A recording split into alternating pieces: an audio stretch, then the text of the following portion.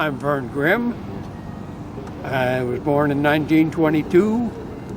I did get to participate in World War II, and I was fortunate enough to be able to fly one of those things.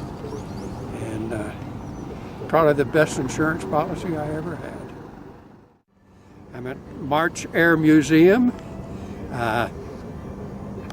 It's what, March of 2010, and I don't know what the hell we're doing here, but we're going to do it.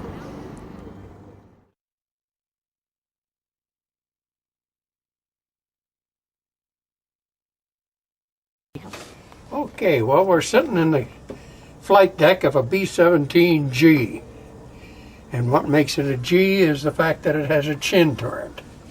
Every time there was a major modification, and probably still today, major modification or change in an airplane, it got a new letter behind it. So this is the G modification. So we went through A, B, C, D, E, and F. Went through 7 before we got to this one. And it gave it 2 more guns. The G has 13 50 caliber machine guns on it. And I don't know if you're familiar with the 50, but it's devastating. When it hits, things just fly apart. Anyhow, we're back here in the cockpit. I was fortunate enough to be able to fly this type of airplane in combat. We call them missions. It sounds a little religious, but it was a mission.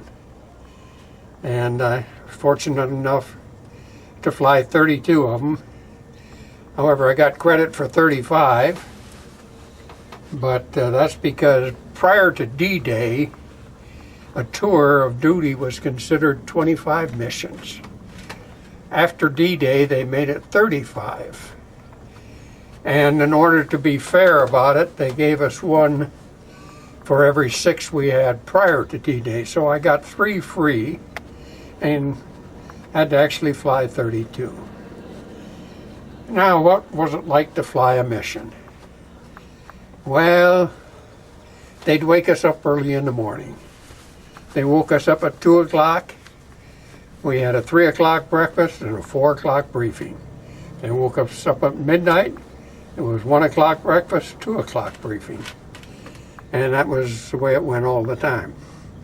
At briefing, we would go in as a crew, get a general briefing, and then when they got more specific, they'd break us off. The pilots go one place, navigators, bombardier, enlisted men go another, and got our own special briefings. We generally took off in the dark, which there's no problem.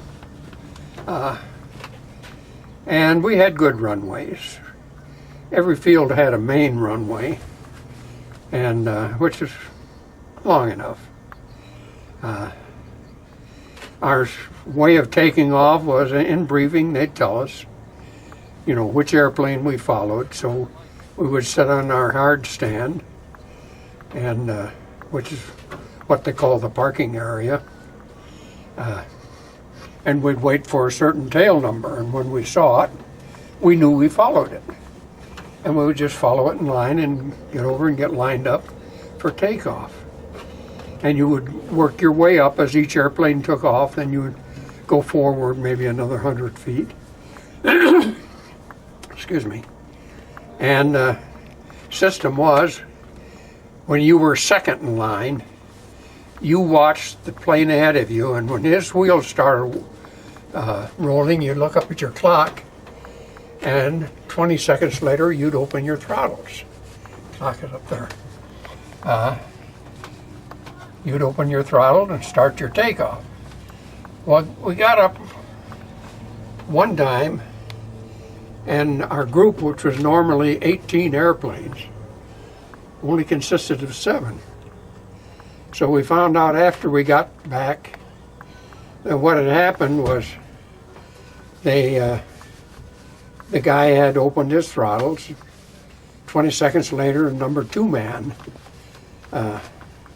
opened his throttle. What number 2 man didn't know was as number 1 got down the runway, he could see a fire at the end of the runway. And what had happened was a ship had gone off the end and crashed and burned. Now, we couldn't see that. But what he did when he saw this, he turned around and started taxiing back. Well, number 2 man, who was only 20 seconds behind him, didn't know this. And those two met. And I think the third one crashed into him before they got the mess of him out. Anyhow, that's the reason we only had 7 airplanes in our group that day. But we didn't find all this out until we got back, of course.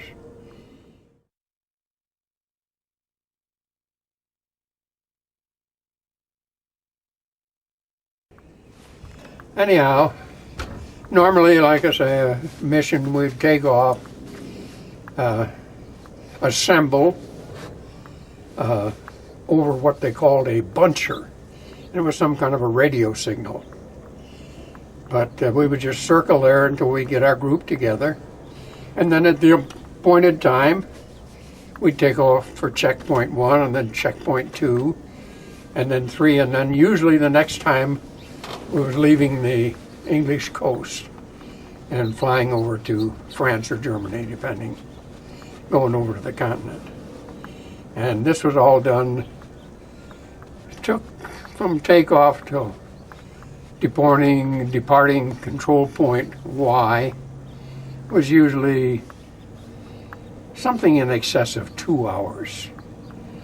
Once we got assembled, and then off we would go and do our deed, which was dropping bombs.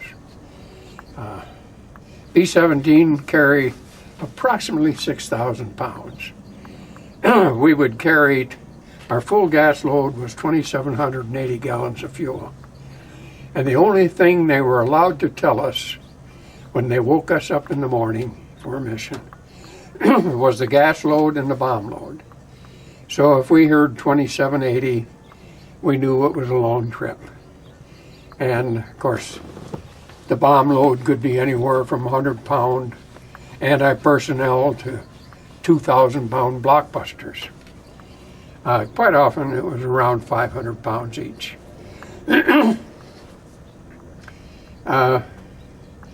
Once we got in the air and on our mission, we just flew formation, and we were subject to enemy fighter attack. We would see the enemy flying out alongside of us, and we could tell whether they were friend or enemy by the way they flew. The Germans flew differently than the Americans. Now, we weren't really close enough to identify them, but we knew they were fighters, and like I say, we could tell the way they flew whether they were friend or enemy. So as long as we could see our fighters out there, well, now they didn't just fly along with us because we would be slowing them down. We flew at 150 indicated in formation. The airplane was capable of 230 miles an hour, but in order for everybody to be equal, they picked 150 as a median speed that everybody could maintain, usually. Now, it happened on our 4th mission, which was Berlin. Everything was going good. Now, when you're a new crew, you don't get the best airplanes. And we were only had 4 on our 4th mission, actually. And when we opened the bomb, on the bomb run, we didn't have enough power to stay with the formation. And they just flew off and left us. So we didn't have much choice. We knew if we got out of the flak that the fighters would be waiting. So we circled in the flak until the next group came along. And a group consists of 3 squadrons. And a squadron was either 6 or 7 airplanes. So we just flew in the flak and waited for the next group to come along and tied in with them. Well, when we did that, all the guns in the formation were trained on us, because Germany had some flyable B-17s, and it happened that they would infiltrate a formation and then just shoot the heck out of them. So these people were aware of that and suspicious. But after a certain amount of time, they eventually accepted us. When we did get back to our own group, we found we were reported missing in action, and we're glad that it wasn't true. D-Day was an interesting day. We put up 3 missions off our field that day. I flew the first and third, and it was, in my experience, the first time I ever crossed the enemy coast under 20,000 feet. The first mission on D-Day, we went in at 11,000 feet. And the second mission, we went in at 9.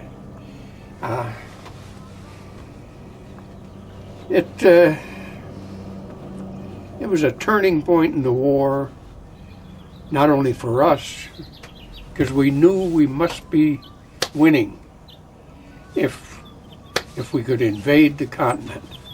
Fortunately, D-Day went off without too many hitches. We had been briefed a week or so before D-Day, nothing specific, just general. And one of the things they told us was, you follow this route, and they showed us on the chart. Anybody going against that will be shot down, considered enemy and shot down. Sure enough, some guy yells out, hey, they're shooting at us. Well, we told him, turn around and go the other way, and he'll quit. So he did, I guess. I never heard what happened to him.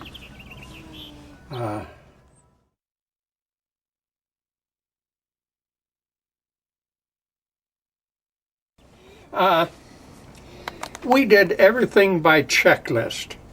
We had before start engines checklist, start engines checklist, before taxi checklist. And we would go through this item by item and make sure that we had every switch turned on and everything was in the position it was supposed to be. And because you couldn't rely on your memory, so you relied on checklists. They didn't change. And you, like I say, you had your before takeoff, after takeoff, climb checklist, whatever. There was a checklist to cover whatever you were going to do.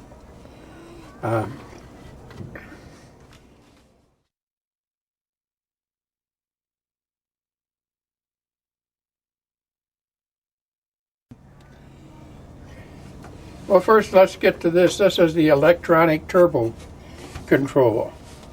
And we had superchargers or turbochargers to boost the engine from atmospheric pressure to, I think we could boost to 31 inches, the manifold pressure. We generally flew around 27, 28 inches. And I say inches, I really don't know inches of what, but that was the way it was measured. And before we got this little electronic dude here, we had hydraulic. They were long levers, they were way up here, and you had to set each engine individually. Well, you did with this one too, but there was more chance of what we called a runaway, where we would lose control of an engine on takeoff with the hydraulics than there was with the electronics. I never lost an engine or control of an engine with the electronic. So that was a great improvement when they got this and got rid of the hydraulic boost. Like I say, the boost was a turbo. Each engine had its own turbo and could develop, and we could set the manifold pressure, beg your pardon, That's the prop controls. This was the mixture control, and we would take off with full rich and then lean them out. And you didn't want to lean them out too far, because if you did, you'd get what they call detonation or pre-ignition. And that was the engine was firing before it got to the top of its stroke. And you'd burn the heads out of the pistons if you did that. After takeoff, of course, we'd cut back. We'd take off with full throttle, full power on takeoff. And as soon as you got your wheels up, you'd start cutting back on your throttles and reduce your manifold pressure. You had a setting for climb. You had a setting for cruise. You had a setting for and it was all on the checklists. So you didn't have to memorize any of that. After takeoff, there was assembly. You had a radio location that you would assemble over, and your lead ship would be up there circling, firing flares of a predetermined color, like it might be yellow-green or red-yellow or whatever. So you knew approximately where your lead ship should be. So you headed that way, and if you saw him firing your color, you would just follow him and assemble and find your location in the formation.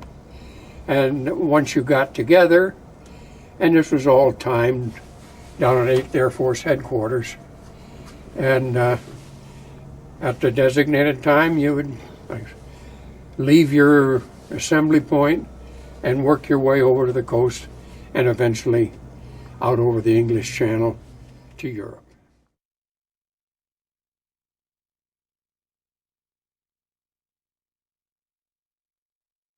This was what we called a directional compass, and a radio compass, and it would home in on a radio station.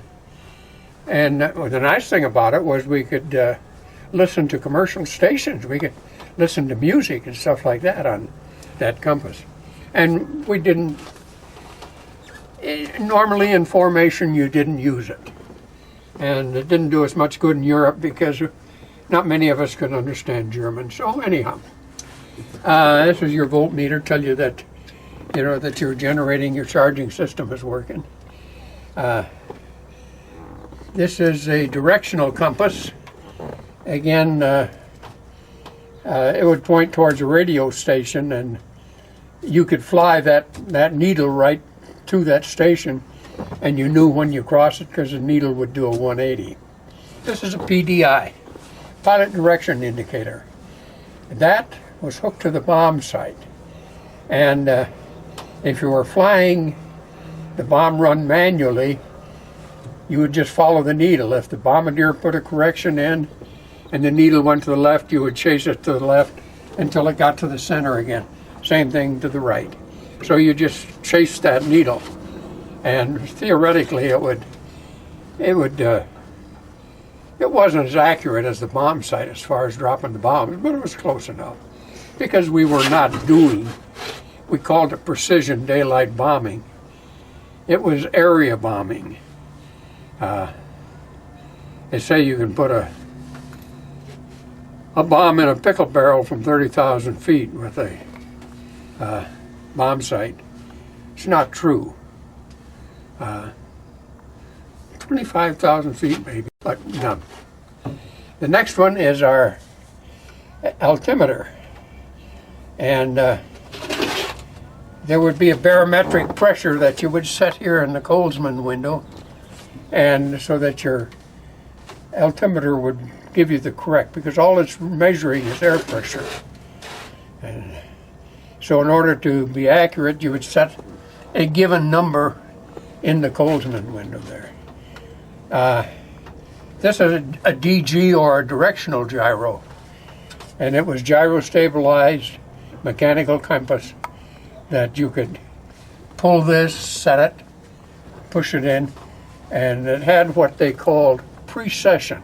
Most of your gyro instruments were plagued with precession. which is nothing more than friction. So eventually you would have to reset that maybe every 5 or 10 minutes or so in order to be correct. This is your airspeed indicator, and all it does is measure ram pressure out at the pitot tube. Pitot tube measured ram and static. Ram gave you airspeed, static gave you altitude. This is your needle and maul. The needle being up here, and if you deflected it 1 needle width, you could make a 360-degree turn, I think, in 2 minutes. If you deflected at 1 needle width or 2 needle widths, you could make that in a minute. This told you if you were coordinated, the ball at the bottom. If the ball stayed in the middle there, then generally your aileron and rudder pressure were correct. This was the flight indicator. Normally that bar goes across. The little things going out indicate the wings of the airplane, and it tells you whether your nose is above the horizon, below the horizon, and it's just a flight aid. You didn't need that if you were flying VFR, which is visible flight rules. Only needed it when you were on instruments. This is your rate of climb indicator. Tell you how fast you're climbing or descending. Graduated in hundreds of feet. So it just tells you what your rate of climb is. This is manifold pressure, which is actually the power you're using, connected with the RPM. Now there was a ratio. In other words, you couldn't have a low RPM and a high manifold pressure. You had to have them balanced. Otherwise, you'd blow the tops out of the pistons if you had too much manifold pressure and not enough RPM. That was sort of like our gearbox. If we wanted to climb, we would increase the RPM, and that way we could increase the manifold pressure and climb. Then when we get over there, we got fuel pressure, and we got 1 hand for each engine. Below it, we got oil pressure, 1 hand for each engine. The left instruments being for the left side, the right instruments on the right side. This gives you your cylinder head temperature, or no, oil temperature, I'm sorry. So oil temperature, which you had to sort of watch. It wasn't anything that normally gave us any problem.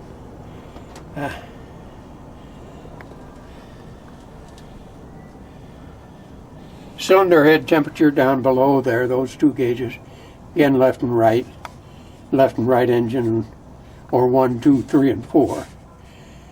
And then the last one is your free air temperature. And there's some engines, there's some switches over on the side that I don't. Oil dilution. We didn't very seldom use that, but we could dump gas into the oil in order to.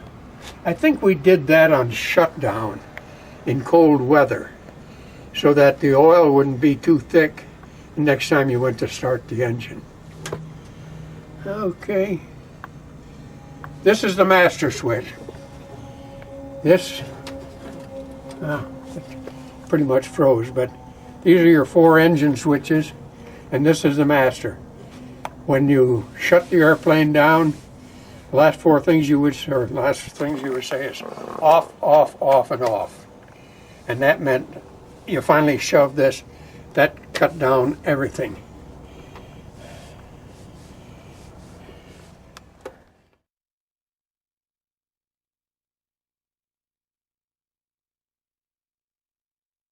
Yeah, this was the AFCE, Automatic Flight Control Equipment. In other words, not in formation, but if you're flying alone cross-country, you could set this up so that the airplane would fly straight and level, and it just took some of the pressure off the flight crew to maintain a heading or to maintain altitude. You could set everything up here. They were a lot of trouble, and they never worked that well, so we never really used them that much. This is the master switch. You can turn these on for various reasons and then do that and flop it all off. These are the two locks. This is a control lock. This is tail wheel lock. When you're taxiing straight ahead, you'd have that locked. But if you wanted to turn, you'd have to and pull it up and unlock the tail wheel so it would swivel. And like this, hey, this locked the controls, the elevators, ailerons, and rudder, so that the wind didn't blow them around when you were parked. You never used them in flight, but when you were parked, you'd lock your controls.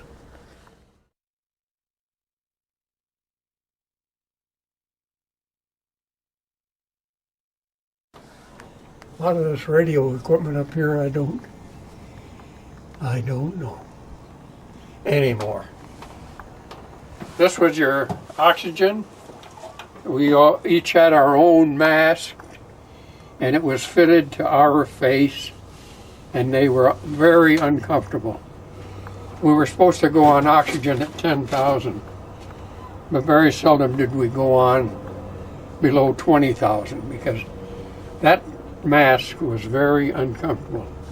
I don't know if your face ever got back to normal after you took it off, but it was necessary. We didn't have pressurized cockpits. So, let's see.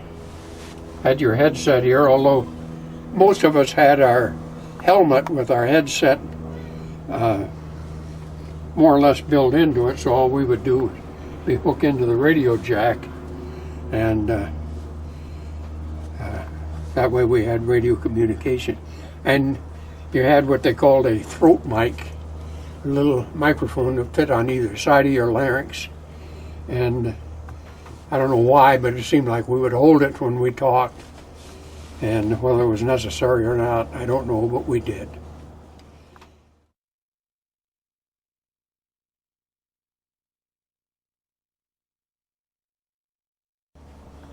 Normally, you just take off, and as soon as you have flying speed, you would retract the gear. You want to get that up as quick as you can. It wasn't threatening or anything, but because the sooner you got it up, the less resistance you had, and the quicker you get up to flying speed, climbing speed, whatever. You already had flying speed, or you wouldn't be off the ground. So you just got the airplane as clean as you could, so that you didn't use any more fuel than you need to, although we always had plenty of fuel. Like I said, we carried 2,780 gallons, and that included a 500-gallon bomb bay tank, and which we generally carried. So we generally carried a 500-gallon bomb bay tank, and then bombs on one side of the bomb rack back there.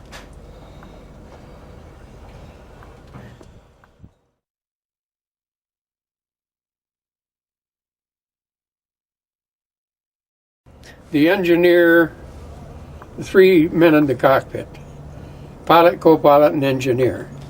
The engineer operated the upper local turret, and he also kept his eye on the pilots. It wasn't unusual for him to tap you on the shoulder and point towards a gauge that he thought maybe some adjustments should be made.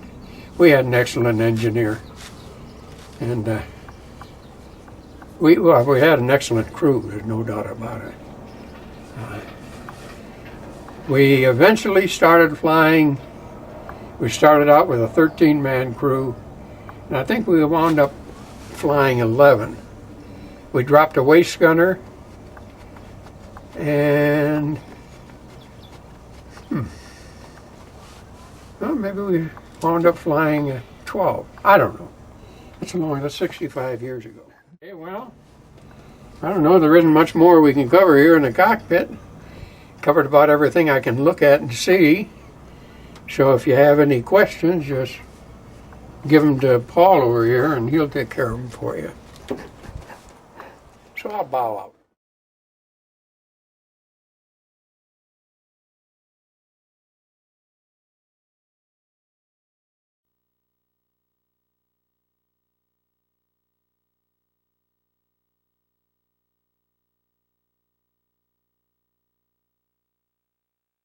Hi, I'm Vern Grim. We're here at the March Air Museum. It's Tuesday, June the 8th, and we're going to talk a little about the B-17 over here. So here we go.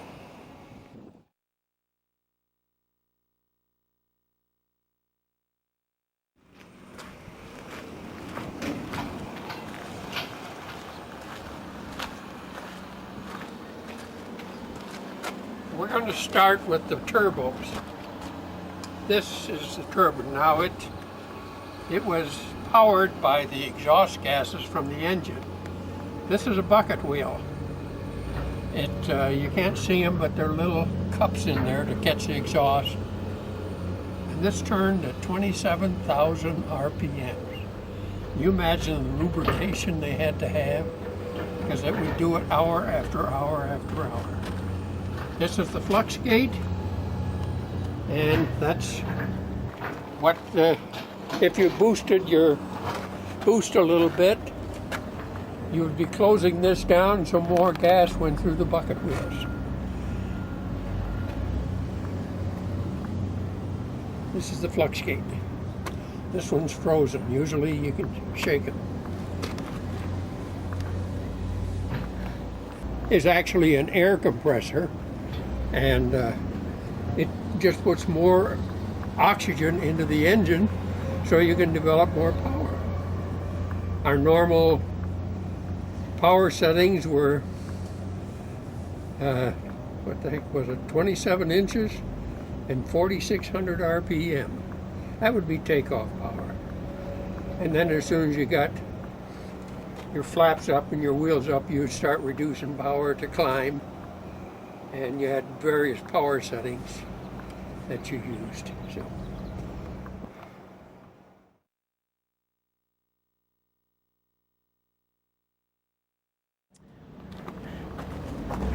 We haven't talked much about it, but this is a flap. This comes down, I guess it was, I don't know if it was electric or hydraulic, but what it did, it increased the lift of the wing. You didn't take off with these, but you use them when you landed. It's too much drag if you use them for takeoff. So you used them, you could fly, and you could maintain flight at a slower speed with your flaps down than you could with them. And on the final approach, you're probably flying 100, 105 miles an hour. And then as you come in and round it out, get ready to set down. The flaps help give you additional lift.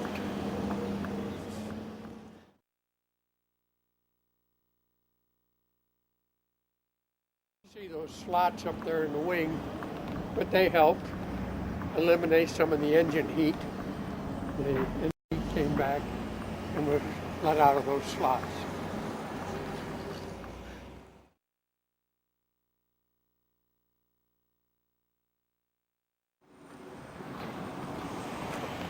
And that's used to roll the ship.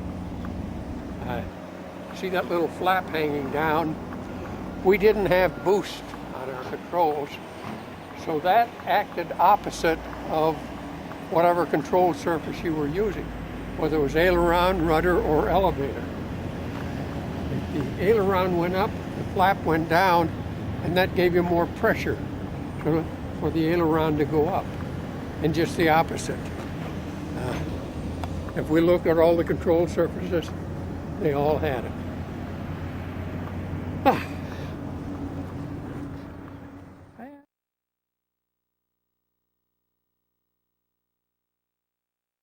Okay, we're going to go to the ball turret. Now it's a ball, and it's quite comfortable. I've been in them. We never took off with a man. We didn't land or take off with a man inside. And when you're in there, like I say, it's pretty comfortable. It's almost like sitting in a recliner. Your controls are up here in front of you, and you have a sight. And it's not a bad position to ride in. Our ball turret man used to say when the flak was coming up, he'd just keep it rotating because he figured the flak would hit it and bounce off if it was rotating. Anyhow, not a bad place to ride.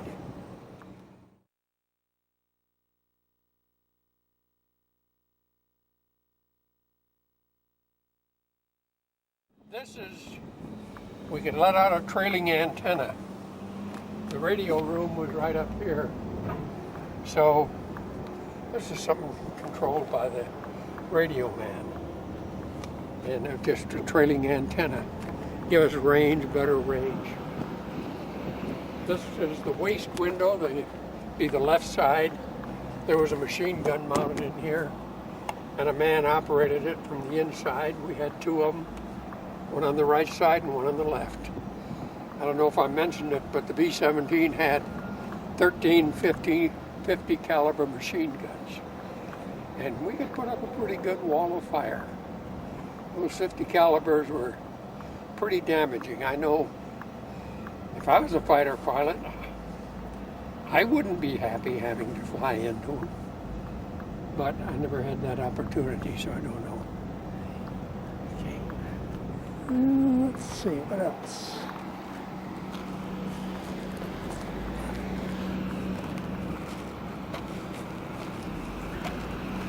This is what we call a horizontal stabilizer.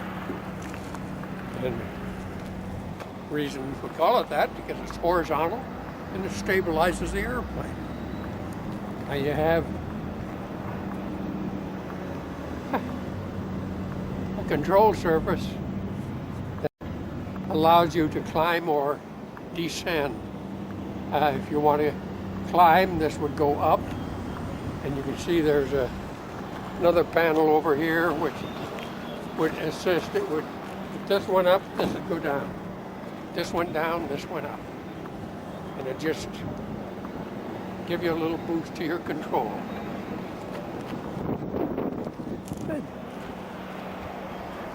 This is the tail gun position. And it really is one of the better positions on the airplane, and I say that because you were pretty well protected.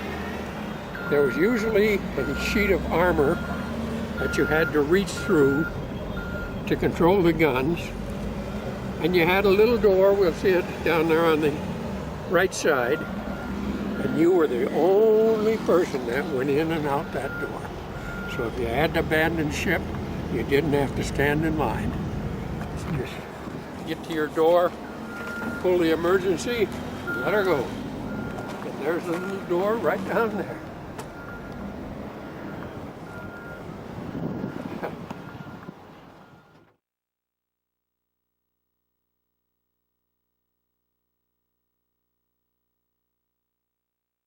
That's the vertical stabilizer. This is the rudder. And again, it has this panel that works opposite of what the main panel works. And you use that in coordination with the aileron to turn and change direction of the airplane. And just like the rudder on a ship.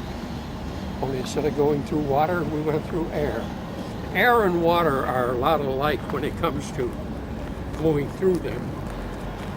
I guess sailors or people that travel on the water have some of the same problems.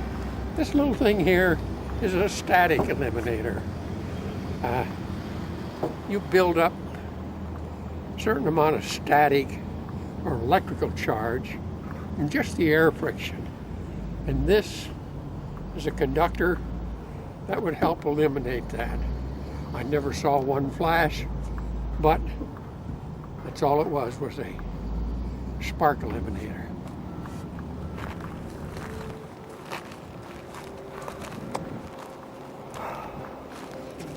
Okay, this is what we call the waste door.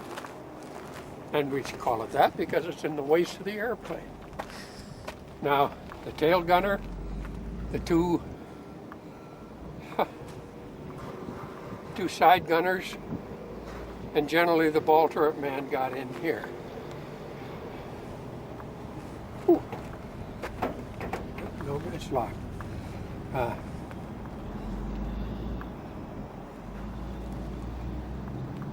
Like I said, we had a 10-man crew. 5 of them rode behind the radio room, and 5 of them rode ahead.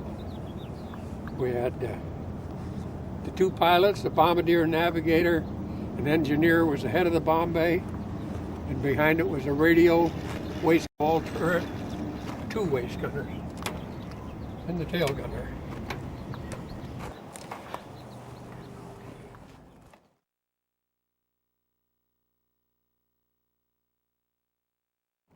And we call it that because it's in the waist of the airplane.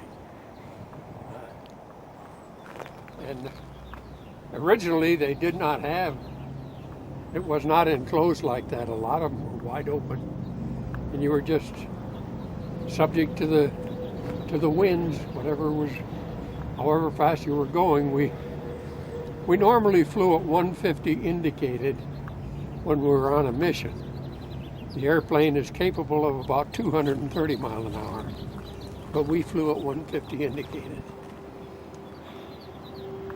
That way we didn't have to use full power, and it was enough speed so that you had complete control of the airplane. That little window up there is in the radio room, and there was a hatch up there, and the radio man could take that hatch out, and he had a single 50 that would swing out and he could shoot. You got to recall, maybe I mentioned this before, but the pilot and co-pilot were the only 2 that did not have guns. Everybody else on the airplane had a gun, but we didn't, unless we carried our .45s. Which we did at times, but we were always told, if you're shot down, bury it, get rid of it, you know. Burying it was one of the choices. So I never really carried a .45 much.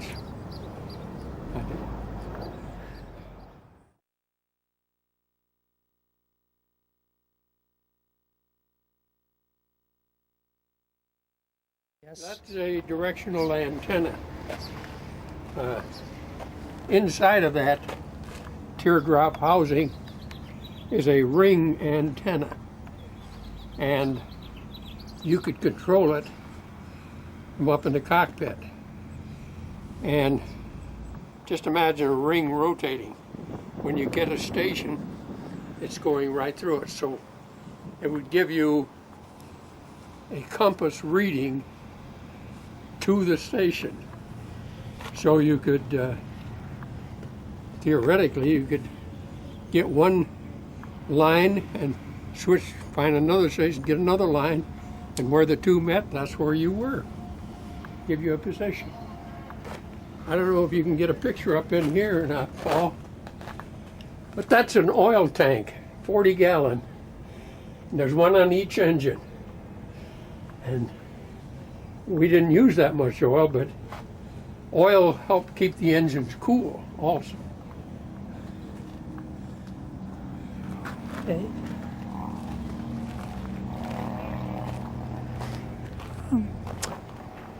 We had 4 engines, 3-bladed props, and these were,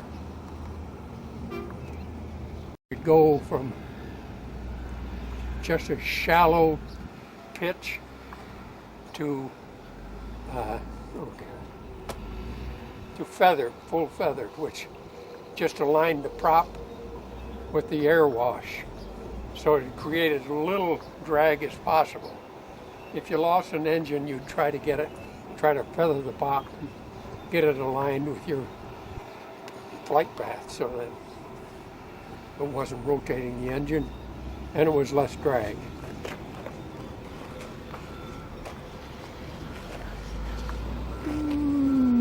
these ducts you see up here in the wing, they're just air intakes to keep various things cool.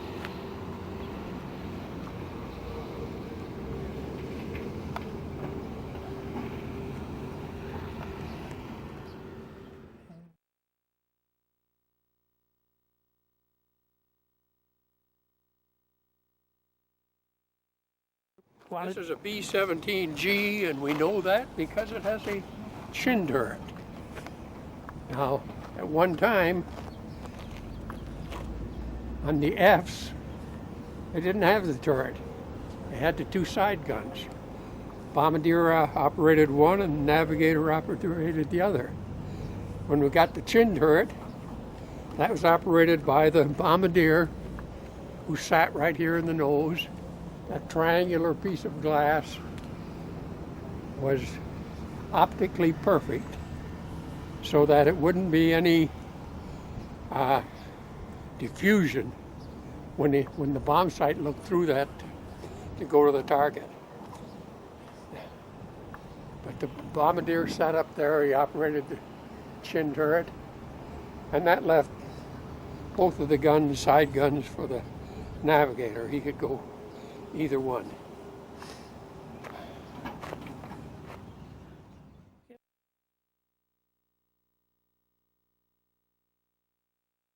That's an access door, and anybody that rode ahead of the bomb bay would go in that way, and the ones that going riding behind the bomb bay would go generally through the waist.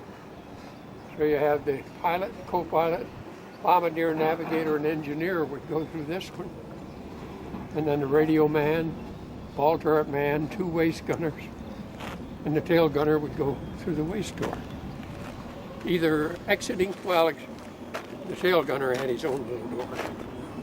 But it's always said that the ball turret man made a good friend with a waist gunner in case he needed help getting out of the ball. Well, I don't know if there's much more we could show you or comment on here. So if you have any questions, just ask Paul. He's got all the answers. Thank you.